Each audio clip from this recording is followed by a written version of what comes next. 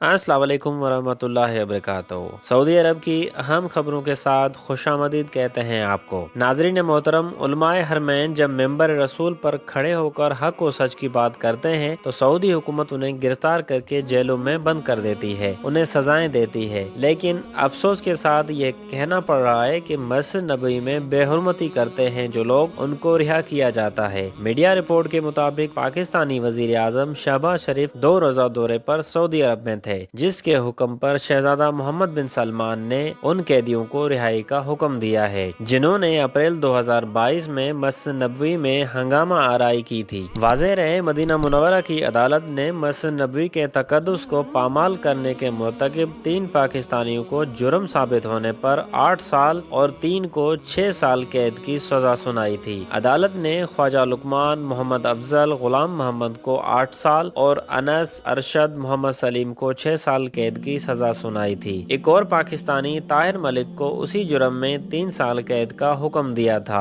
और 10,000 रियाल जुर्माना भी आयद किया था। लेकिन अब शहबाज शरीफ के हुक्म पर शहजादा मोहम्मद बिन सलमान ने उनकी रिहाई का हुक्म दे दिया है। इसके अलावा खबर है कि हरमैन शरीफैन इंतजामिया के सरबराह डॉक्टर शेख अब्दुर्रहमान अस-सुदैस ने ज़ायरीन हरम को पेश की जाने वाली खिदमत का जायजा लेने के लिए मुताफ़का दौरा किया। इंतजामिया के सरबराह ने ज़ायरीन को हर तरह की सहूलियात फराहम करने की ताकीद की और खिदमत में मसरूफ़ अमल खादमियों का शुक्रिया अदा किया। शेख सुदैस ने कहा कि उम्रा मौसम के आगाज पर ज़ायरीन की बड़ी तादाद की आमद मुतवक्का है, जिन्हें तमाम सहूलतें फराहम करने के अलावा मनासिक की अदायगी में आसानी पैदा करना हमारी जिम्मेदारी है। इसके अलावा खबर है कि सऊदी वजारत तालीम ने कहा है कि सऊदी अरब में तालीम हासिल करो प्लेटफार्म पर 50,000 से ज्यादा गैर मुल्की तलबा ने रजिस्ट्रेशन कराई है। सऊदी खबरसां इदारे के मुताबिक वजारत तालीम ने शारजा में एक्सपो तालीम के बैनुल-अक़वामी नुमाइश में सऊदी जमात के साथ शिरकत की। उस मौके पर उन्होंने कहा कि शारजा नुमाइश में सऊदी स्टॉल तवज्जो का मरकज है, जिसमें बड़ी तादाद में तलबा ने